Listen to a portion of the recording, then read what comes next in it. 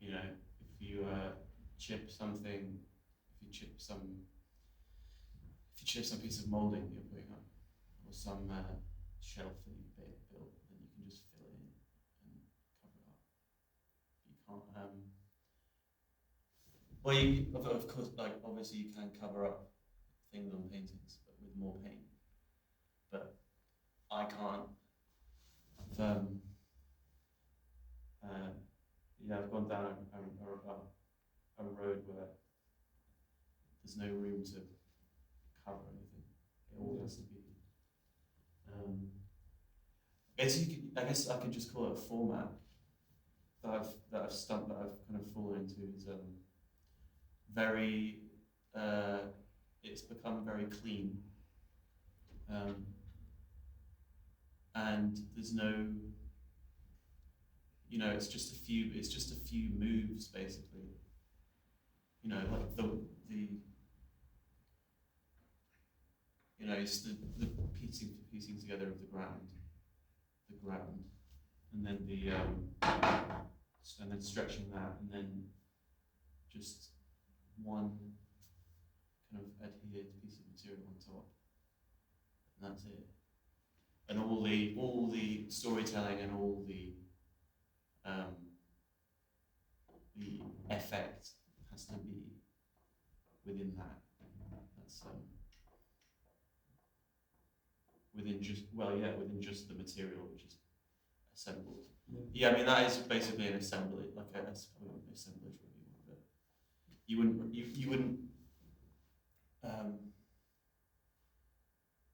wouldn't call it a collage, would you?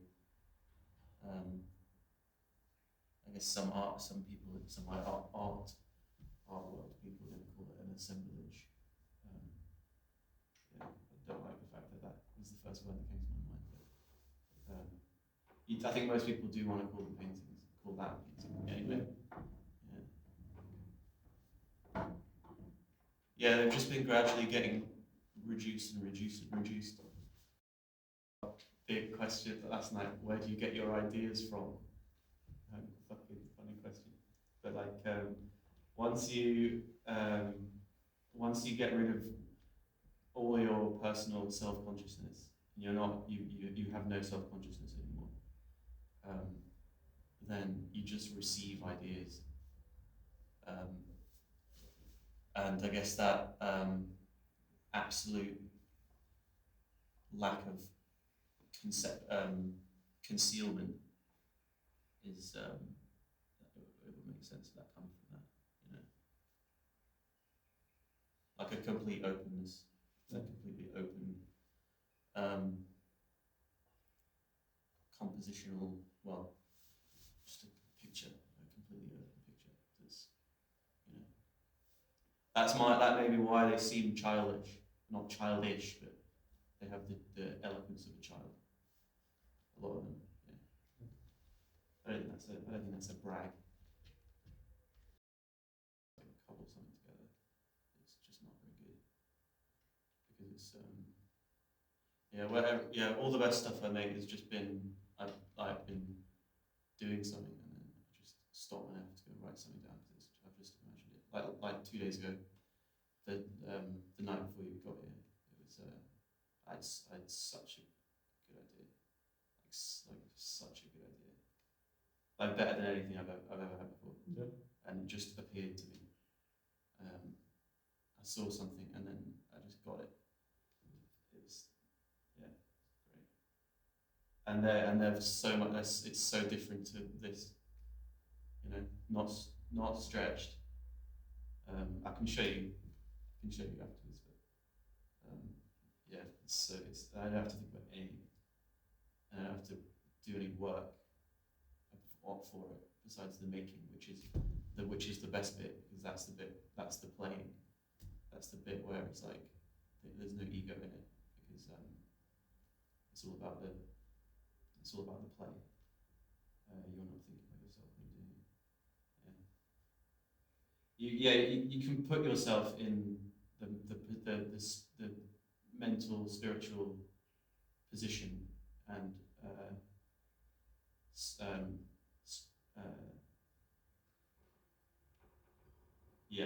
position where you don't have to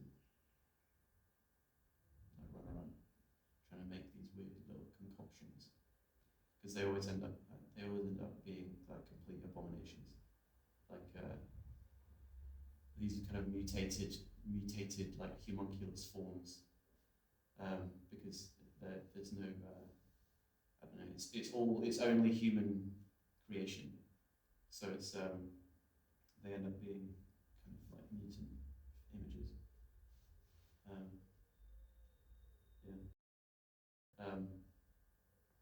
I'm just happy me. I'm just like making things. When I got this idea the other night, I had a couple of other like things that I was gonna make just for the sake of making things, and now I just have zero interest in making those other things. And I realise now that I'm not going to make anything that I'm not completely passionate about making, or that I'm not in love with. Because I was fucking around with the bag on that, and I mean, sure, it kind of felt like a lot of people would like it, but I don't really feel any need for it, so it's not going to be special. I feel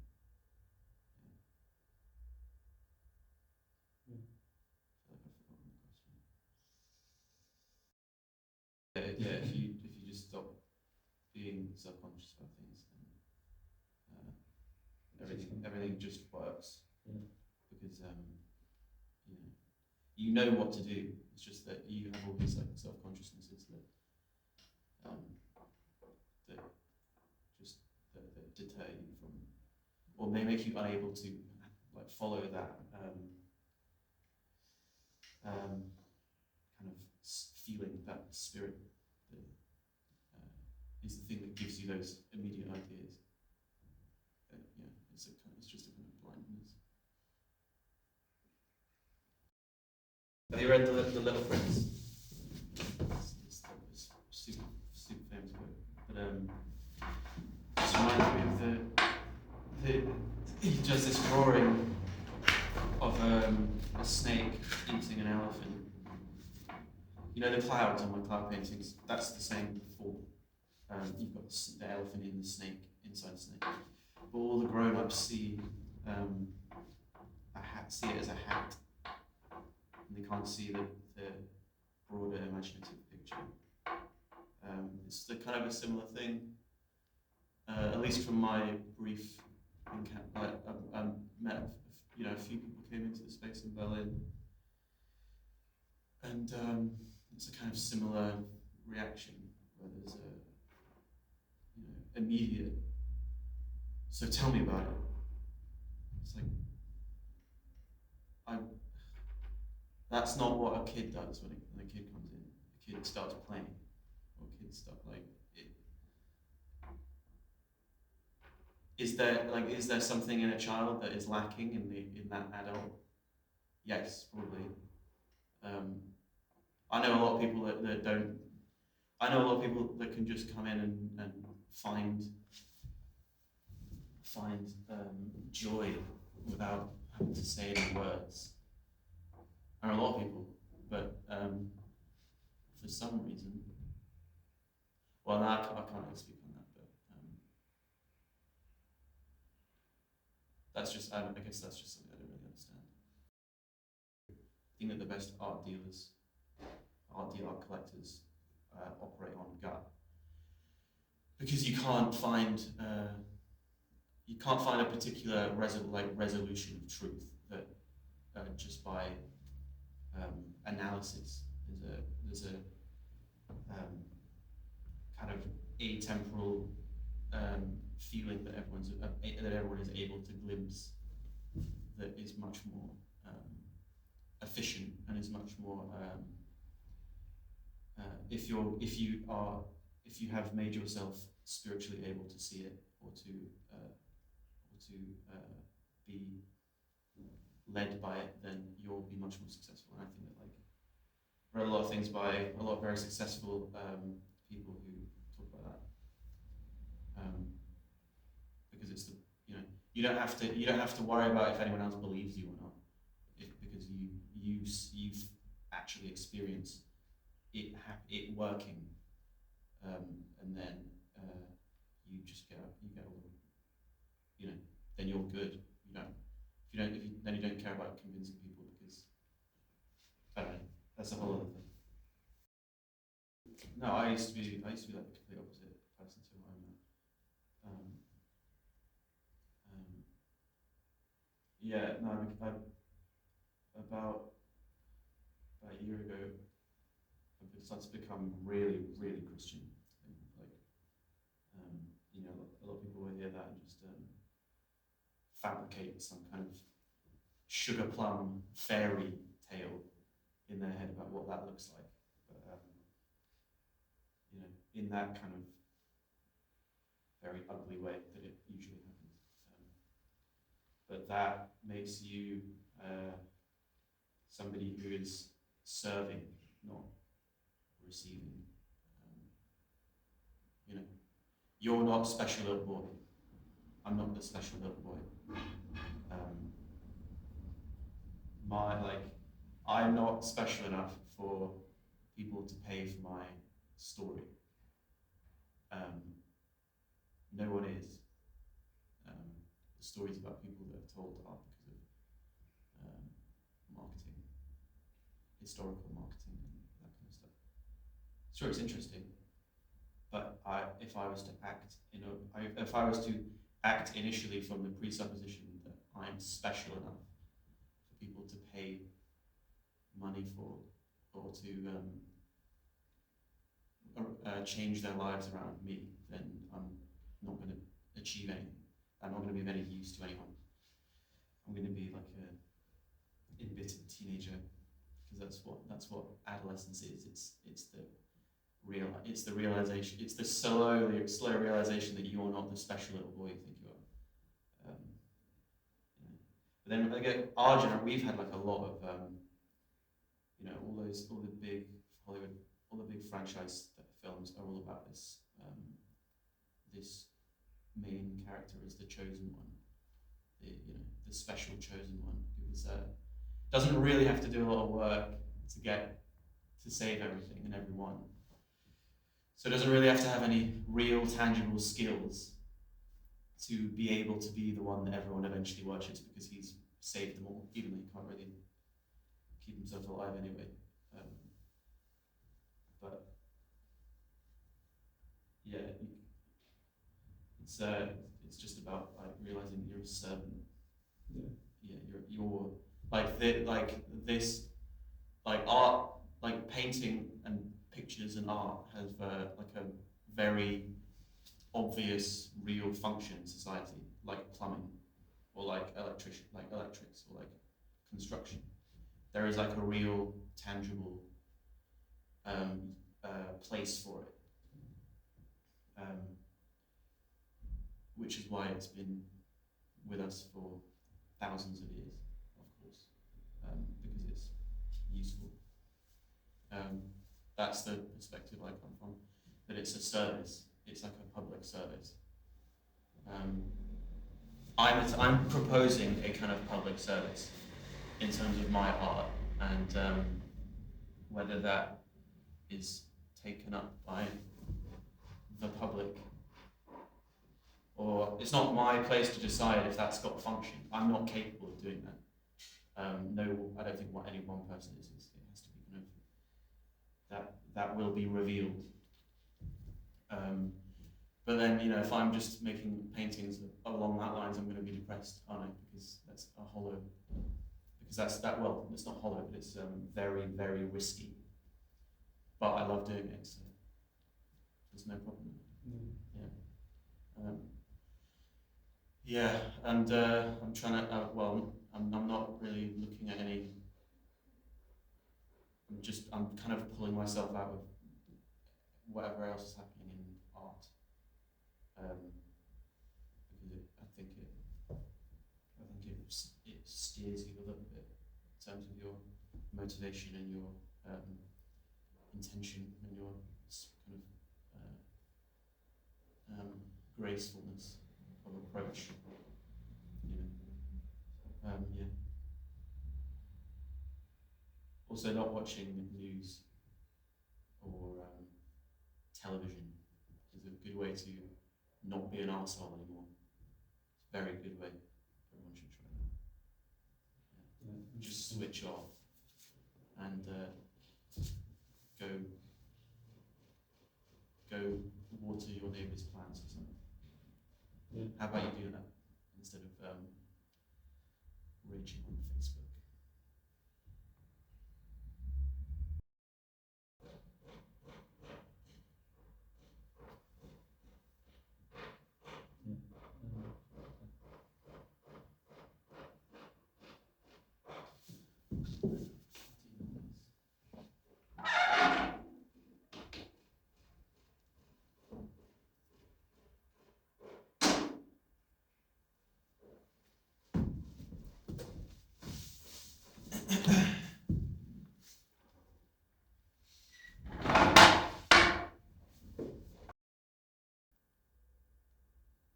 What do you define as beauty? It's like, just, we know, and I know that you know.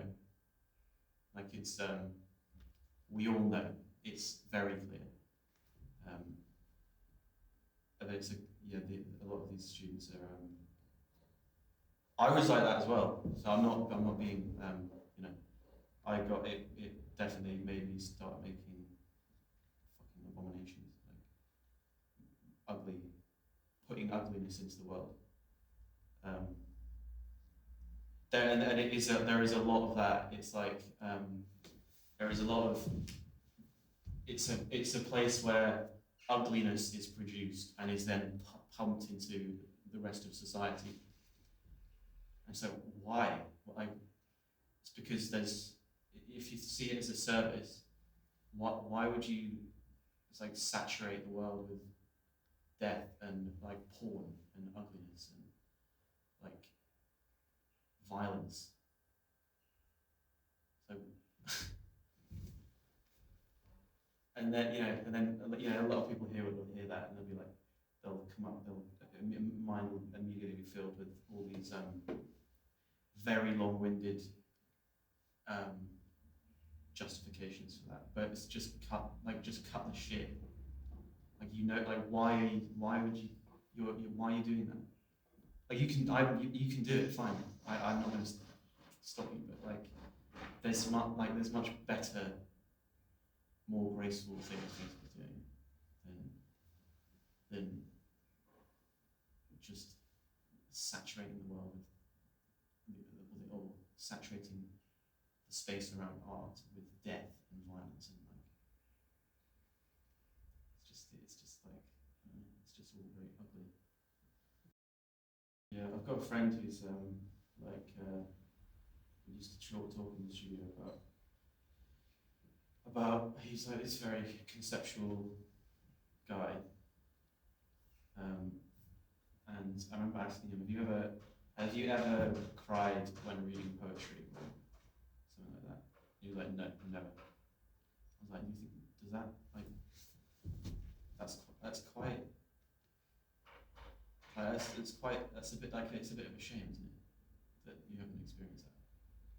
And I was like, do you believe that actually happens, like for real? And he was like, not really. I was like, well, I mean, there's whole like plateaus of experience that were shut off to him, that are the old ones that have been, you know, like crying at poetry or tearing or having a tear when you read poetry. Like, I mean, and he, you know, he's like on the cutting edge of culture. So, well, no, he's not part of culture. He's on an island, like, in the sun. That was a really big. A year ago was when I became like really. Well, I just cut the shit. It was like, are you doing? So are you a Christian or are you not? And then I actually didn't really know what it was. and it's actually like very simple. And when I can now propose a thing, which is actually Christianity to someone, and without exception, everyone will be absolutely will just fall in love with what I'm saying, this description of this thing, because it seems so true, because it is. And then I'm like, but then it's probably partly because of the way I'm saying it, but I can say it like that because it's like I've experienced a proof of it, which is that is impossible for me to say, but that's the function of faith, is because there's a certain length of time that you have to wait and still do before you have this proof, and you can't convince anyone actually that will ever happen. They have to experience it for themselves. Otherwise, it wouldn't be. Well, I don't know what it wouldn't be, but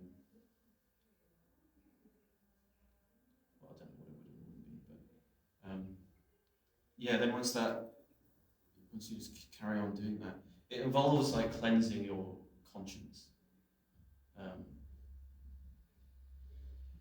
I'm not going to like go through it, but it involves it involves a certain kind of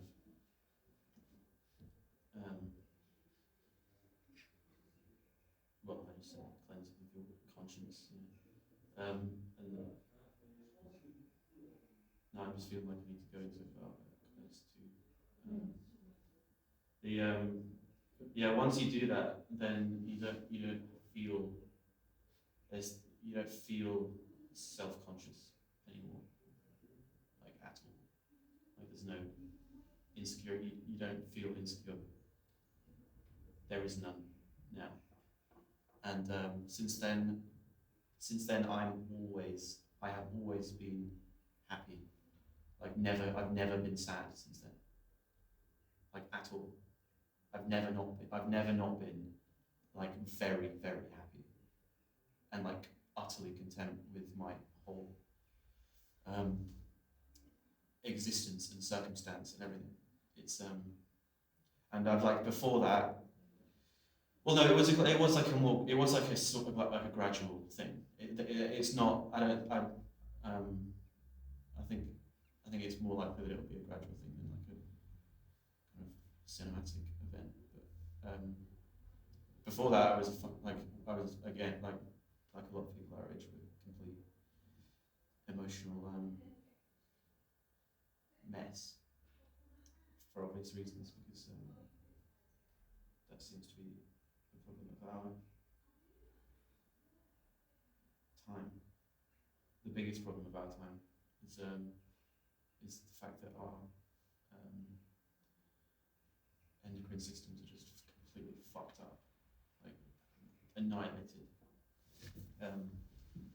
But you can just reset that. It's not a big problem.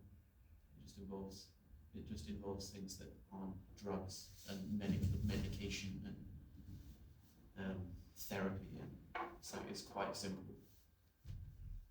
And it works very quickly. But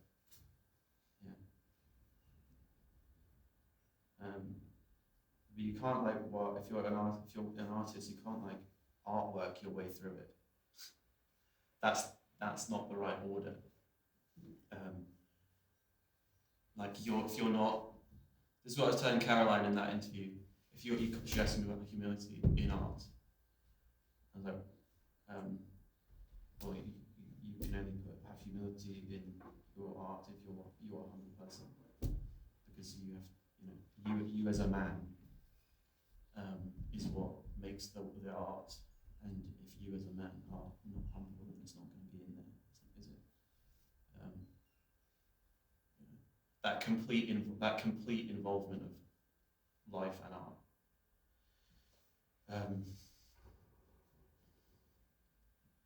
yeah, it seems weird to me now that that even has to be said, but yeah, that's why it's important for. I think that's why it's important for a lot of people making stuff in a serious way to not to just leave any, just like forget about the fact that there is even an art world. Yeah, don't look at anything that reminds you it even exists.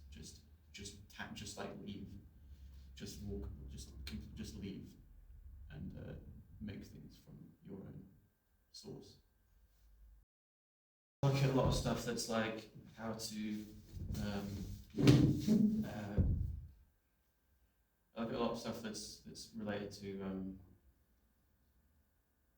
like home building and self-sufficiency.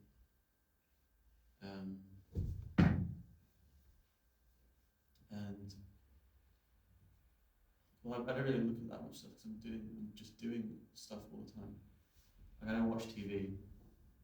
I watch the past few weeks. I've been watching movies because of my thumb. But besides that, when I'm not like this, then I don't watch TV. I use Instagram. So Instagram you can really avoid all that. You can see the occasional ad for some clothing, but that's you really can avoid, like, you just don't on the explore page, and I only follow like 45 people, all of whom are I know very well, just as like a, so we can see what we're doing. Yeah, and that works very well. Besides that, I'm doing stuff all the time. I don't consume that much media, really. Well, I see this immediate area, and I see this town. I mean, what? And then you can start looking at the town. But the thing about that's something that's going to start becoming very common is men realizing that they are not that they either aren't or should stop being infants, like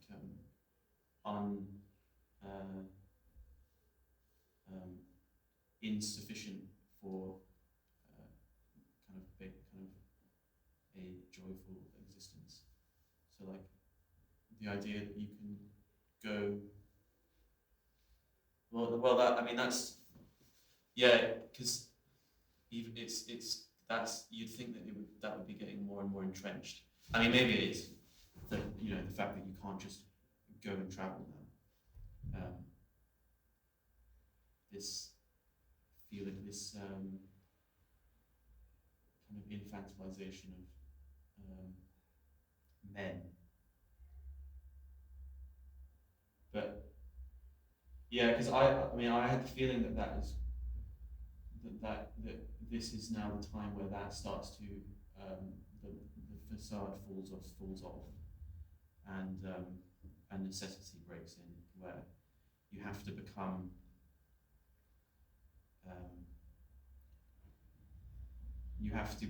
a strong man.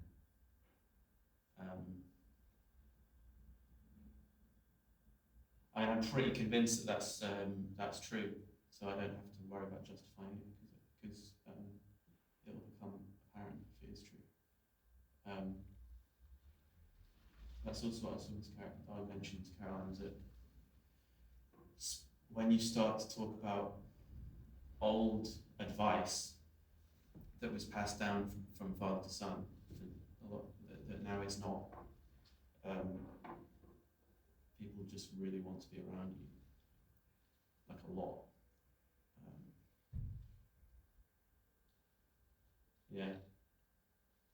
That's. I mean, there's so much to say about that. So people wanting to Well, I mean, don't really know where I want to go with that. Besides down the rabbit hole, which will take us days. Yeah, maybe it will just be the way that it happened for you, is that scales fall off your eyes, and you start to you have this reset moment where it's as if you've been raised on a farm, and you don't overlook the astonishing beauty that's everywhere. Or you're then able to see the invisible.